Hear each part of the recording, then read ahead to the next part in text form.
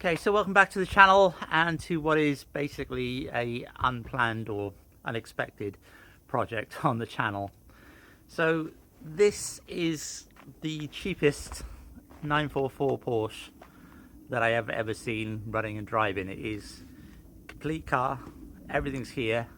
It's not in the best of condition obviously, but it was ridiculously cheap. And the reason why I have this is going back a few weeks ago, I had a bit of a bump and I managed to break 4 ribs on my left side here and damage the spine as well. And I'm fine, but obviously I couldn't do very much for a long time, and like most of you probably spent a lot of time on Facebook Marketplace, eBay and watching YouTube.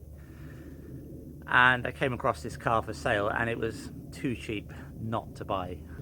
So the 944 is a car I've always wanted. But I've always been talked out of it. Either I've talked myself out of it or somebody else has talked me out of it, because obviously the 911 is the big daddy, is the one that everybody wants, especially the air-cooled ones, but they're just too expensive. These are cheap at the moment. I honestly believe they're going to go up in value because they're coming to that point now where they're 40 years old, which here in the UK, you know, once you get to 40 years, you're tax and MOT exempt, which makes it a really, really cheap car, and it's a fairly modern car compared to a lot of the old classics. So there's no carburetors on this car, it's multi-point fuel injection, and it's a fairly basic system, but it works. And compared to newer cars, yes, it's not as smooth and it doesn't run as well and it's not as efficient, but this is basically the forefathers of the modern cars. So this has got the electric windows, the central locking, power steering, all the comfort features you want from a modern car. But it obviously is 40 years old and it hasn't got all the downsides. It hasn't got all the electronics. There's no CAN bus with this, there's no AdBlue with this, there's no EGR valves, none of that. They're just fairly easy cars to work on. So you get all the benefits of a modern car without none of the downsides. And like I said, once it hits that 40 years old, you're then taxed and MOT free.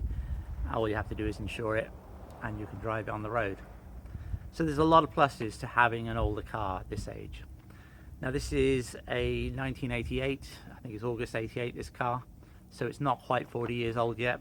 So another 3 years, give or take, and we're there. But it's not, I mean, it's going to need a bit of work. So we're going to sort it out over the next couple of years probably, and then it'll be tax-free. And it may or may not stay, I don't know, but it's a car I've always wanted, so it probably will hang around for a bit. So obviously the car has a lot of issues. So what we'll do next is have a quick walk around the car, point out any bits and pieces. I want to give it a quick clean then, and before we put it back in the garage, and we'll stick it up on the ramp and have a look underneath it and try and make some sort of plan to get this on the road. This is not going to be a full tear down and rebuild and none of that. I basically want it as a rolling restoration, one that I can pull in and out. I don't want to strip it down completely. I really just want to do the bare minimum to get it up and running and get it roadworthy. Hopefully in the summer we'll be able to drive it around and enjoy it. Okay, so looking at the car, the first thing you notice is the tax disc in the windows. Now we don't even have these anymore, but this expired the 28th of the 2nd, 2015, and I know the MOT, the last time it was MOT'd, it ran out in August 2015. So this has basically been off the road for more than 10 years. And it does show, obviously. So the paintwork is horrendous. Looking at this roof panel, I didn't realise this looks like fiberglass to me. We'll have to check that out. I think that is fiberglass, but obviously the body itself is metal. The paint, very faded. Trouble with red paint as well. It's they're not great colours. They do fade a lot in the sun. A little bit of rust there. It's not terrible. Hopefully that's not gone through. But obviously the paintwork on the whole car is in dire condition. So the passenger side at the moment is the worst side. We start off with the front wing. Obviously the paintwork is all peeling, but the bottom of the front wing here has rusted away. So that all needs sorting out. Either replace the wing or weld some panels in there. Now the guy who bought it off has already started working on this, but he had some sort of medical issues as well, and he couldn't finish it, which is why I've ended up buying it. So he looks like he's replaced that in a sill, but I mean it's not particularly well welded in there, so that needs sorting out.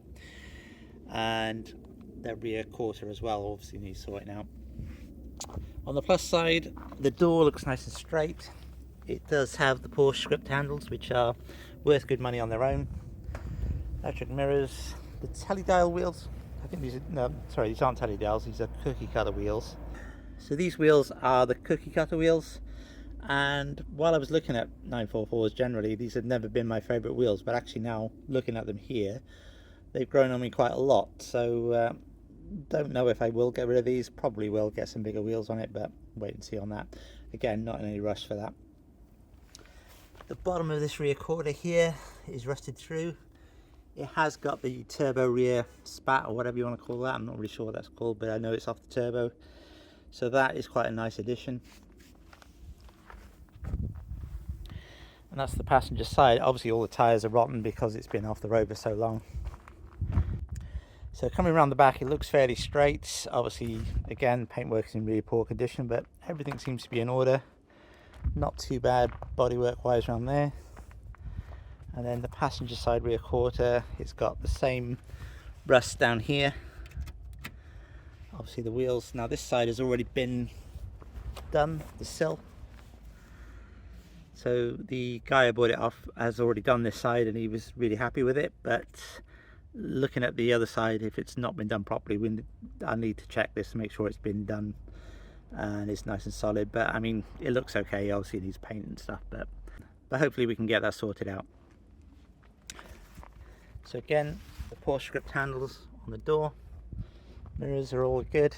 This wing, not really sure what's happened to this wing. It's white. It is red underneath the white. I don't think that's lacquer. I think that's just faded really badly for some reason. But the actual wing itself is in really good condition. There's no rust on the bottom of this one. A couple of dents here, but they can be sorted out fairly easily. Again, tyres all dry rotted, so they all need sorting out, brakes, etc. We'll get it up in the air in a minute and have a look at it. And then round to the front. So the front actually does look okay.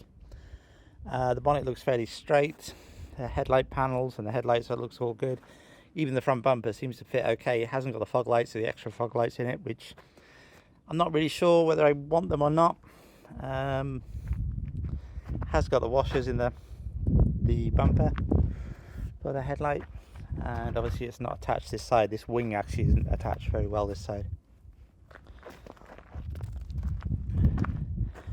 So going into the bonnet, so having a look under the bonnet, the gas struts seem to work okay, which is nice. The power steering doesn't seem to work. I'm not sure why. I've had a quick look and it's got plenty of fluid in it, but the steering is really heavy. I did check all the levels before I really run it, but there was no fluid in the clutch, although the clutch is working, so I don't know if that's leaking. Check the oil, that's okay. But generally speaking, everything under here is in order. Now when we picked it up, I couldn't close the bonnet properly because the spring on this is broken. So I added this wire just to put it across so that when we were towing it, the bonnet didn't pop up. So I need to sort that out, but that's literally a 2-minute job. So this wing is missing all its fixings. It's missing a couple over on that side, but this wing has obviously been off to repair that sill. So that'll all come off anyway. The bumper isn't attached either there, so that's easy enough to take off and we can sort the wing out. But generally speaking, the bodywork isn't too bad. So if I'm being completely honest, the Guards red colour is not my favourite colour for these cars, but this was too cheap to ignore. For the price I gave for it, it was worth every penny. I'm more than willing to put up with not having my ideal colour. I've got no interest in changing the colour though. So moving on to the inside of the car. The passenger footwell here, obviously the carpet's been pulled back and the ECU is off its bracket there. So somebody's been looking at something there. Obviously the speaker cover's missing bits and pieces, but it generally looks okay. It's not too bad. The driver's seat over there is a bit worn and the driver's door panel is also missing, but that is in the boot. But the steering wheel looks in fairly good condition, as does the gear shift. It's got a radio, period radio obviously in there. Black headlining. And the seats work fine. Rear seats are in good condition. The panel needs putting back in there properly. I don't know why that's peeled away. I think it's the same on both sides.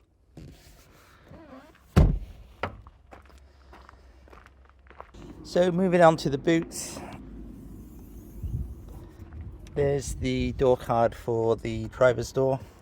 Now this has obviously got wet at some point, and it's delaminated. It's only hardboard anyway, so we need to sort something out with that or replace it. Not sure which door handle's still attached to it, but I can go in there for a sec. So in here, I think this is for the passenger side footwell, that piece of wood there and that bracket. So that's the ECU, should sit behind this, I believe. This is actually the sill panel for the driver's side, which was already bought, ready to do. And that's the piece for the wing. Or one's for the wing and one's for the rear quarter. So they're both there, which is, again, quite handy to have. Bits of trim, that's the door pocket. This piece here is for the fuel pump. This is the cover for the fuel pump and the fuel filter.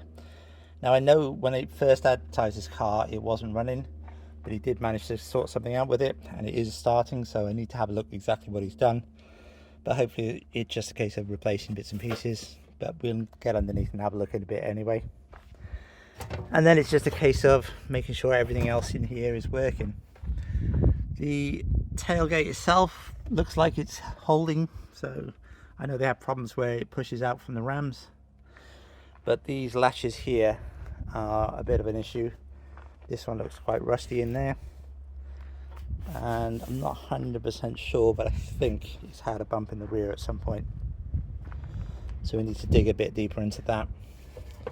But like I said, pretty much all the parts are here, so hopefully it shouldn't be too bad to put back together.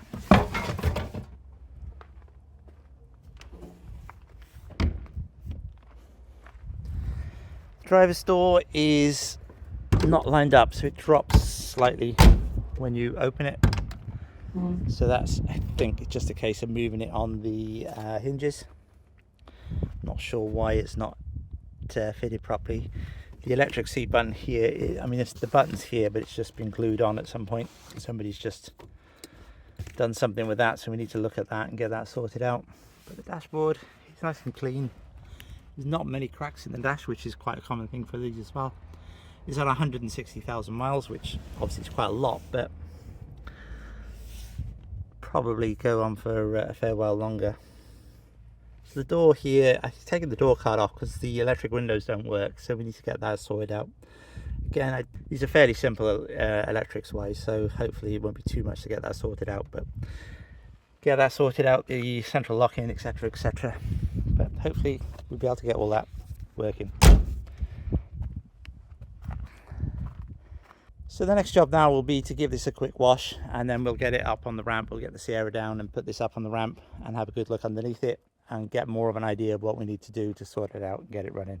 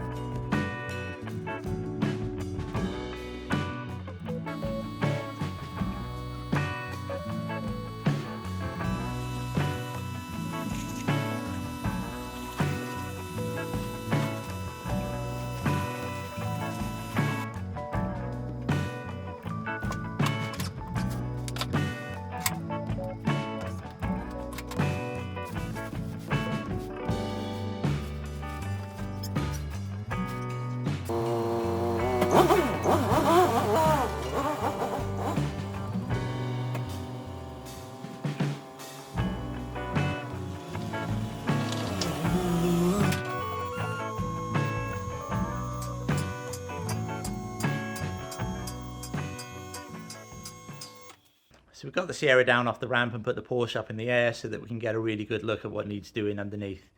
Now yesterday, while we were moving everything around and giving the car a wash, etc., the postman delivered the logbook, which I was quite surprised it didn't take very long, but I was more surprised when I opened it. Now, there's no paperwork with this car, there's no service history, no manuals, there's nothing other than the actual logbook for the car.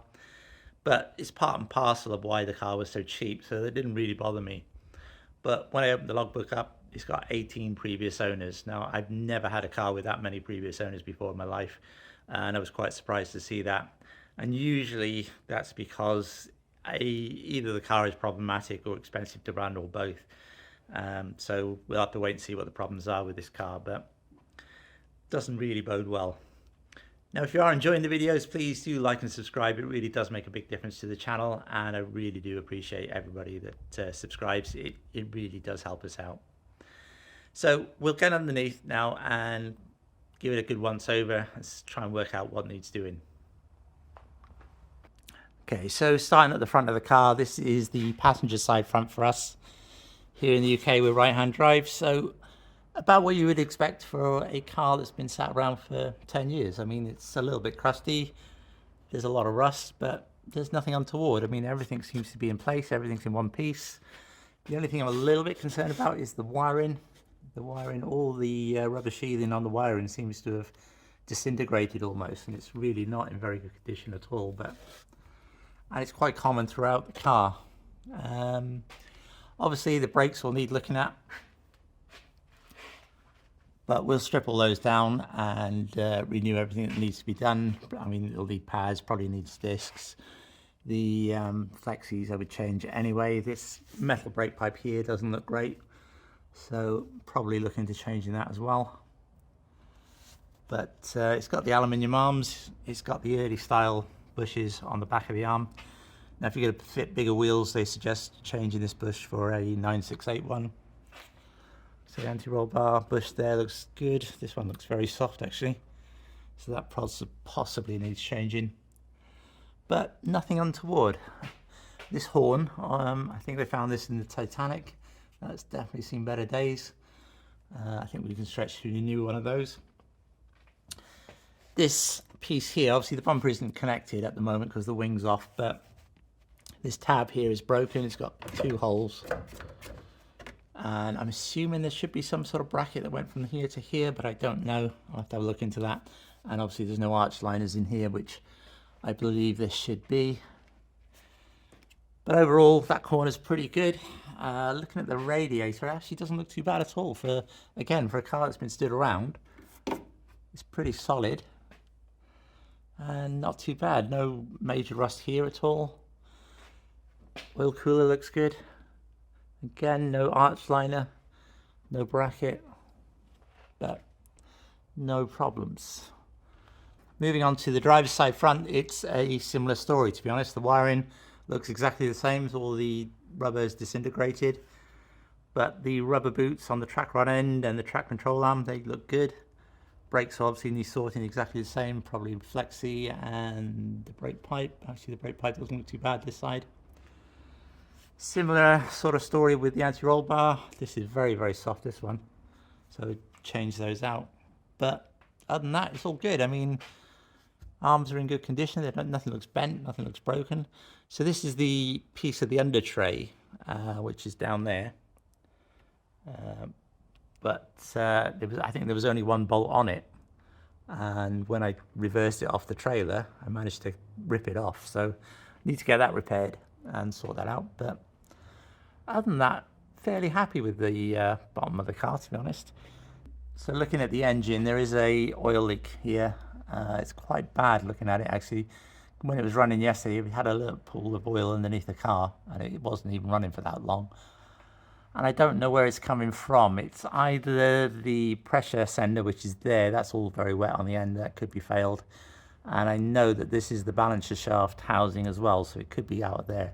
So that needs a bit of investigation. Also the power steering, for some reason we've got no power steering. The belt's on here and it's not loose, but it's not tight. It should be tight enough to work, and there's plenty of fluid in it.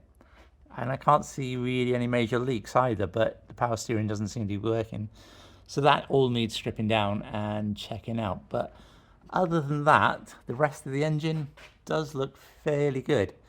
I've checked to make sure it was charging. It was charging, so the alternator seems to be okay. And the back of the engine looks fairly dry. I mean, there's no major leaks. The starter motor is an issue. It does start now and again, and other times it doesn't. And I've had to jump the starter motor past the solenoid to get it to kick over. So I'm going to basically take this off and strip it down, see if we can clean it up. Hopefully we haven't got to get a new starter motor. Basically I want to try and get this on the road for as little money as possible, but obviously make it safe and reliable as possible too. So other than the oil leaks, I think the engine is fairly good. The exhaust doesn't seem to leak, which is nice. So power steering, the oil leak, and then everything else looks fairly good. Now, fuel line here has a join in it. I'm pretty sure that's not going to be standard, especially given that there's another one just here. So why you've got one join there and one join there seems a bit silly. I think that's the return line, I'm assuming, because it's the smaller one of the two. The inlet line looks okay, and the brake, the brake pipe doesn't look too bad either. So hopefully that's okay. So for the front of the car, that's about it. Not too bad. The exhaust is in fairly good condition. And this back box, I think, is stainless steel, so I don't think this is standard. I love now looking at that bracket. It's definitely not standard, I don't think. So I don't know what make of exhaust that is, but it does sound quite nice. And it's all in good nick, so yeah, quite happy with that. So moving further back, I probably have to change this line, I would think. The rest of it doesn't look too bad until you get to the rear. Looking at the passenger side rear, the first thing that I notice is just how far out these wheels stick. Well, they don't go past the bodywork, but they are flush with it, which, considering these are standard wheels on a standard car, that's quite unusual. But I do know that there are two different offsets of wheel. Now these are early wheels because the cookie cutters were only fitted to the earlier cars, I believe, and this is definitely a later car, being an 88. So it could well be that these are the wrong offset for the car, but it does give it a nice stance, and that's probably why somebody's fitted them anyway. But what I've never really noticed before, and what really shows it up, is the fact that the caliper sticks out from the back of the wheel so much. I've never noticed that on any other car. We'll know for sure. I mean, it could just have spacers on, but we'll know for sure once we get it all stripped down and start having to look at it. So the brakes themselves, they are locked on the back. It is drivable, but you can feel it pulling quite badly. I have checked to make sure that the cable isn't too tight. And I know that there's a drum brake inside the disc. So you've got basically a brake disc for the actual braking, and then the handbrake mechanism is like a drum brake with inside the heart of the disc. So that all needs stripping down and cleaning up, but fairly straightforward. Again, similar sort of problems with the wiring. It's all sort of delaminating here. It's just breaking apart. I don't know why that's such a problem. I don't know if it's a common problem, but hopefully the wires themselves are okay. Again, aluminium arms. The shock absorbers don't look too bad. Drive shaft looks okay. No major problems there. No torn boots, nothing like that.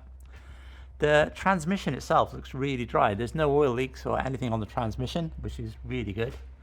I mean, I'm assuming it's got oil in the transmission, but we will check that as well. And then the driver's side is exactly the same. The wheels stuck on the same, the wheels stick out the same. The handbrake cable is loose, it's not too tight. So wiring, same issues. It's like a carbon copy everywhere. So that all needs cleaning up, not a problem. So I think I mentioned at the start of the video, when they first started advertising the car, it wasn't running, but he was convinced he could get it running, and obviously he has. Now, I don't know if that's a new fuel pump, but it looks fairly clean. The fittings are all new, so that's all been done, although it is leaking very slightly, so that all needs sorting out. There's a new fuel filter. Again, that looks okay. There's a join here in this pipe, right next to this join here for this pipe. So again, that's obviously been rusty and it's all been connected, but we can have a look at that, make sure it's all good. There's a pre-filter in here, so I think that was leaking very slightly too. But we just need to make sure that everything's okay. But I mean, the fuel system works, everything runs.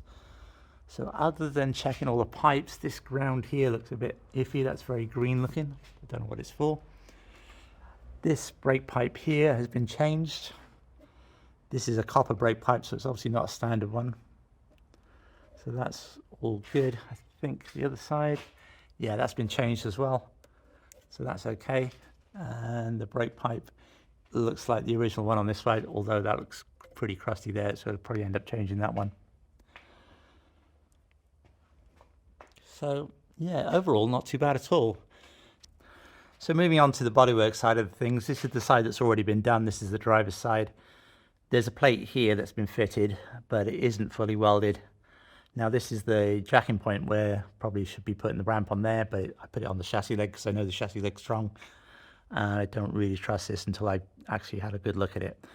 So that needs to be fully welded in there really, and so we need to have a quick look at that, but it looks tidy enough. The sill itself has been replaced and it looks really good, but I am a little bit concerned. There's a bump here, a bump there, another one there, and even another one up there. In fact, I was worried that these might be rivets, but looking at that, it looks like a screw. So it may even be screwed on, but I'll strip it back and make sure it isn't, and make sure it is welded and is strong. This here, I don't know if that's standard because it looks like spot welds, but it just needs cleaning up and possibly a little bit of weld in there, but that looks all good. I mean, this again has been replaced and he's done a fairly decent job. It looks okay as long as it is welded, but the more I look at that, that looks like a screw, and I think it's been screwed in. So the back of the rear quarters are also rusted, and these will need sorting out. So that'll take a bit of work because of the shape of them. So moving on to the passenger side. So starting at the front of the passenger side, you can see now why I didn't want to put the lift onto the actual jacking point. This is really rotten here. There's nothing behind this really.